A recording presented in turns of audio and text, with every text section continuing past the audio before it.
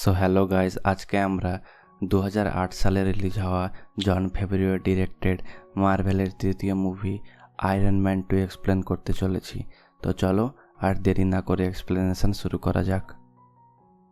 সিনেমার শুরুতে আমরা দেখি যে একটি বৃদ্ধ লোক যার নাম অ্যান্টন ভ্যাঙ্কো সে টিভিতে টনি স্টার্কের আয়রন ম্যান হওয়ার খবরটি দেখছে এবং সেটি দেখে সে প্রচুর অবাক হয় এবং শেষে শোকেসে মারা যায়।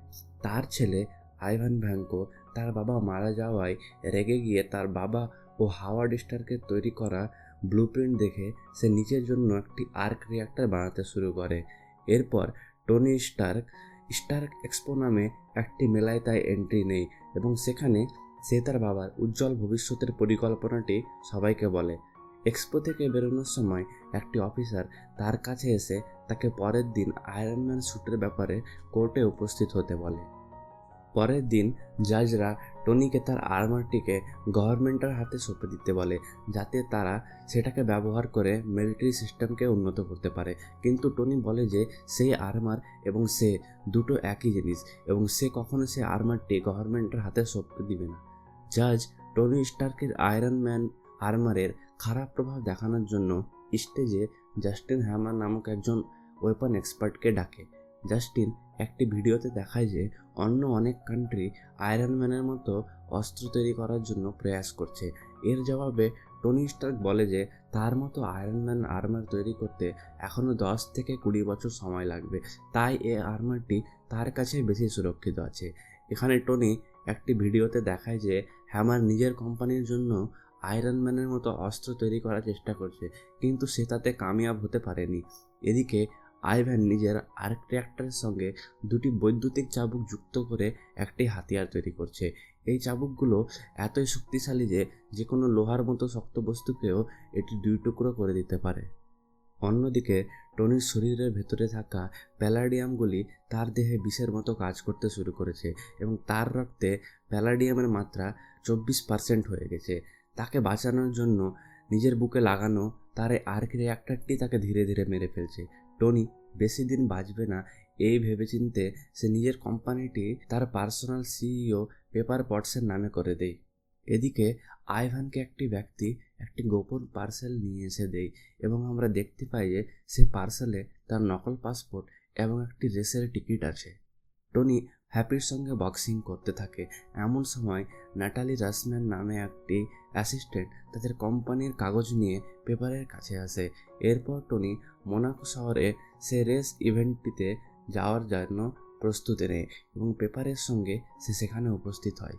সেখানে সে নিজে রেস করবে বলে সিদ্ধান্ত নেয় এবং রেস শুরু হওয়ার কিছুক্ষণ পরে আইভান তার অস্ত্র নিয়ে গাড়ির রাস্তায় চলে আসে এবং তার বৈদ্যুতিক চাবুক দিয়ে টনির গাড়িকে 2 টুকরো করে দেয়। টনিকে সাহায্য করার জন্য পেপার ও হ্যাপি তার আয়রন ম্যান আর্মারটি নিয়ে টনিকে দিতে বেরিয়ে পড়ে। আইভান টনিকে মারতে যাবে এমন সময় হ্যাপি তার গাড়ি নিয়ে আইভানকে ধাক্কা দেয় এবং টনিকে তার সুটকেস বন্ধ আয়রন ম্যান আর্মারটি ছুড়ে দেয়। টনি তার আয়রন ম্যান স্যুট পরে আইভানকে মারতে শুরু করে, কিন্তু আইভানের চাবুক টনিকে অনেক ক্ষতি করে দেয় এবং অনেক কষ্ট করার পরে টনি শেষ পর্যন্ত আইভানকে হারিয়ে দেয় এবং পুলিশরা এসে আইভানকে নিয়ে চলে যায়। টনি আইভানের সঙ্গে দেখা করার জন্য জেলে যায় এবং তাকে তার স্যুটে থাকা ছোটোখাটো সমস্যাগুলির কথা বলে। এখানে আইভান বলে যে স্টার্ক পরিবার অনেক আগে থেকেই আইভানদের পরিবারের উপর হামলা এবং বিশ্বাসঘাতকতা করে এসেছে এবং আইভান টনিকে তার বুকের মধ্যে থাকা প্যালাডিয়ামের সমস্যার কথা বলে। অন্যদিকে জাস্টিন হ্যামার আইভানকে জেল থেকে ছুটিয়ে নিজের কাছে নিয়ে আসে। সে আইভানকে হ্যামার ইন্ডাস্ট্রির জন্য অস্ত্র এবং আয়রন ম্যানের মতো স্যুট তৈরি করতে বলে। টনি বাড়ি গিয়ে জার্ভিসকে আয়রন ম্যানের ফ্যামিলির ইতিহাস জানতে চায় এবং সে জানতে পারে যে তার বাবা হাওয়ার্ড স্টার্ক ও আইভানের বাবা একসঙ্গে আর্ক রিঅ্যাক্টর প্রযুক্তির উপর কাজ করছিল, কিন্তু আইভানের বাবা লোভী হয়ে সেটাকে পয়সার জন্য শত্রুপক্ষের কাছে বিক্রি করতে চায়। তাই হাওয়ার্ড স্টার্ক আইভানের বাবাকে জেলে ভরে দেয়। টনির বার্থডে পার্টি থাকার জন্য সে পার্টিতে উত্তাল পাগলের মতো ভুলভাল কাজ করতে থাকে এবং রোড সেটা দেখে খুব রেগে যায় এবং টনির গ্যারাজে গিয়ে ওয়ার মেশিন নামক একটি আর্মার পরে সে তার পার্টিতে চলে আসে। পার্টিতে টনি এবং রোডির মধ্যে কিছুক্ষণ ধরে খুব ভয়ানক লড়াই শুরু হয়ে যায়। দুজনে একে অপরের দিকে রিপালসার বিম ছুড়ে অ্যাটাক করে এবং এতে একটি বিশাল বড় ব্লাস্ট হয় যাতে টনি অজ্ঞান হয়ে যায়। রোড টনির স্যুটটিকে নিয়ে মিলিটারি বেসে ফিরে আসে এবং সেই স্যুটটিকে সরকারি কাজে ব্যবহার করতে চায়। এরপর আমরা দেখি যে টনি একটি বিল্ডিংয়ের ওপর বসে ডোনাট খাচ্ছে। এমন সময় নিক ফিউরি টনির সঙ্গে সাক্ষাৎ করতে আসে। এখানেই সে জানতে পারে যে নাতাশার আসল নাম হচ্ছে নাতাশা রোমানভ এবং সে একজন শিল্ডের আন্ডার কভার স্পাই। নিক ফিউরি নাতাশাকে টনির ওপর খবর রাখার জন্য তার কাছে পাঠিয়েছিল। এখানে নিক ফিউরি টনির শরীরে লিথিয়াম ডাইঅক্সাইড ইনজেক্ট করে দেয় যাতে তার শরীরে থাকা প্যালাডিয়ামের ইফেক্টগুলি কমতে শুরু করে, কিন্তু সেটা পুরোপুরি সেরে ওঠে না। অন্যদিকে আইভ্যান হামারের জন্য তৈরি করা ড্রোনগুলিকে নিজের কাজে ইউজ করার জন্য মডিফাই করতে লাগে। নিক ফিউরি টনির বাড়িতে এসে তাকে তার বাবা এবং আইভ্যানের বাবার ইতিহাস বলে এবং টনিকে তার বাবার কিছু পুরনো জিনিসপত্র দিয়ে চলে যায়। মিলিটারির লোকেরা রোডের স্যুটকে আপগ্রেড করার জন্য জাস্টিন হ্যামারকে নিয়ে আসে এবং সেখানে রোডের পছন্দ মতো অস্ত্র সে সেই স্যুটটিতে লাগিয়ে দেয়। টনি টিভিতে তার বাবার একটি ভিডিও দেখতে থাকে যেখানে টনির বাবা বলে যে তার ভবিষ্যতের জন্য সব কিছুই সে স্টার এক্সপো এর ডিজাইনে তৈরি করে গেছে এবং সে তার ছেলেকে সেই পাজলটি খুঁজে বার করতে বলে। টনি পরের দিন নিজের অফিসে গিয়ে তার এক্সপো এর পুরনো মডেলটি তার বাড়ি নিয়ে আসে এবং জার্ভিসকে সে পুরনো মডেলটি স্ক্যান করতে বলে এবং তার ভিতরে লুকিয়ে থাকা ফর্মুলা খুঁজে বার করতে বলে। জার্ভিস সেটিকে স্ক্যান করলে টনি বুঝতে পারে যে তার ভিতরে একটি আবিষ্কৃত না হওয়া ধাতুর ফর্মুলা আছে।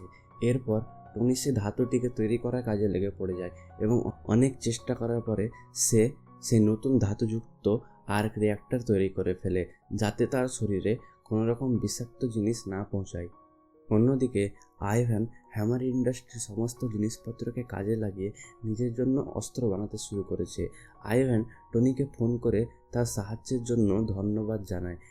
টনি তার নতুন আর্ক রিঅ্যাক্টরটিকে তার বুকে লাগিয়ে নেয় এবং কিছুক্ষণ পরে তার শরীরের মধ্যে থাকা সমস্ত বিষাক্ত পদার্থের সাইড ইফেক্টগুলি গায়েব হয়ে যায়। সে আগে থেকে সুস্থ হয়ে ওঠে। অন্যদিকে আজ হ্যামার ইন্ডাস্ট্রি এর অস্ত্র প্রদর্শনের জন্য জাস্টিন হ্যামার স্টার এক্সপোতে এসেছে এবং সে তার সমস্ত রকম মিলিটারি, নেভি, মেরিন এবং এয়ার ফোর্সের জন্য তৈরি করা ড্রোনগুলিকে স্টেজে হাজির করে এবং তার সঙ্গে সে কর্নেল জেমস রোডসকে সেখানে নিয়ে আসে। টনি তৎক্ষণাৎ সব কিছু বুঝতে পেরে বাড়ি থেকে উড়ে জাস্টিন হ্যামারের কাছে পৌঁছে যায় এবং সে রোডিকে সেখানে উপস্থিত সমস্ত লোকজনকে এখান থেকে বার করতে বলে। সে রোডিকে বলে যে জাস্টিন হ্যামার এবং আইভ্যান একসঙ্গে অস্ত্রের উপর কাজ করছে, কিন্তু টনি কিছু করতে যাবে তার আগে আইভ্যান রোডির স্যুটকে হ্যাক করে নেয় এবং রোডি না চাওয়া সত্ত্বেও টনির ওপর গুলি চালাতে লাগে।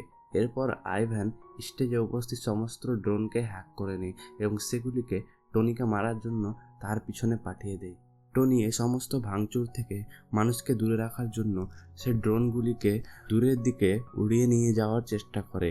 এই চেষ্টাতে সে মাঝপথে অনেকগুলি ড্রোনকে নষ্ট করে দেয়। অন্যদিকে নাতাশা হ্যাপিকে গাড়ি করে আইভ্যানকে ধরার জন্য হ্যামার ইন্ডাস্ট্রির ফ্যাক্টরির দিকে যেতে বলে। নাতাশা সেখানে এসে সমস্ত গার্ডকে মেরে দেয়। এটা দেখে আইভ্যান তৎক্ষণাৎ সেখান থেকে নিজের স্যুট পরে পালিয়ে যায়। এদিকে টনি ও রোডি উড়ে গিয়ে একটি গার্ডেনের ভিতর পড়ে। নাতাশা আইভ্যানের কম্পিউটারে পৌঁছে রোডির স্যুটটিকে ঠিক করে দেয়। এরপরে গার্ডেনের সমস্ত রোবটের সঙ্গে টনি এবং রোডির খুব ভয়ানক লড়াই হয়। টনি তার স্যুটে উপস্থিত লেজারের সাহায্যে সে সমস্ত ড্রোনকে ধ্বংস করে দেয়, কিন্তু হঠাৎই সেখানে আইভ্যান নিজের স্যুট নিয়ে উপস্থিত হয়ে যায় এবং টনি ও রোডির সঙ্গে যুদ্ধ করতে শুরু করে। তারা দুইজনে আইভ্যানের উপর হামলা করলেও আইভ্যানের কিছুই হয় না। শেষে টনি এবং রোডি দুইজনে একে অপরের দিকে রিপালসার বিম ছুড়ে দেয়, যার ফলে একটি বিশাল বড় বিস্ফোরণ ঘটে। সেখানে আইভ্যান হেরে যায়, কিন্তু মারা যাওয়ার ঠিক আগের মুহূর্তে আইভ্যান সমস্ত ড্রোনকে একটি টাইম বমে পরিণত করে দেয়। টনি এবং রোডি সেখান থেকে তৎক্ষণাৎ বেরিয়ে গিয়ে এক্সপোতে উপস্থিত সমস্ত লোকদের রক্ষা করে। শেষে নিক ফিউরি টনিকে অ্যাভেঞ্জার্স ইনিশিয়েটিভের ফাইল দেয়, যাতে নাতাশার পর্যবেক্ষণের উপর যাচাই করে সে বলে যে আয়রন ম্যান টিম জয়েন করতে পারে, কিন্তু টনি স্টার্ক জয়েন করার জন্য এখনও উপযুক্ত না। কিন্তু শেষে টনি এবং নিক ফিউরি রাজি হয়ে যায়। এরপর টনি এবং রোডিকে তাদের সাহসিকতার জন্য মেডেল দিয়ে সম্মানিত করা হয়। সিনেমার শেষ হয়ে যায় এবং এর ক্রেডিট সিনে আমরা দেখতে পাই যে মেক্সিকোর একটি জায়গায় একটি অচেনা হ্যামার এসে ল্যান্ড করেছে এবং সে সেখানে একটি ক্রেটার তৈরি করেছে। এটা দেখে এজেন্ট কোলসন নিক ফিউরিকে এই খবরটি জানিয়ে দেয়। Thank you so much guys for watching this video. যদি ভিডিওটি ভালো লেগে থাকে তাহলে ভিডিওতে লাইক, কমেন্ট এবং শেয়ার করবে, এবং চ্যানেলে যদি প্রথম হও তাহলে চ্যানেলটিকে অবশ্যই সাবস্ক্রাইব করবে, এবং আবার আমাদের দেখা হবে নতুন একটি ভিডিওর সঙ্গে। ততক্ষণের জন্য টাটা, বাই বাই।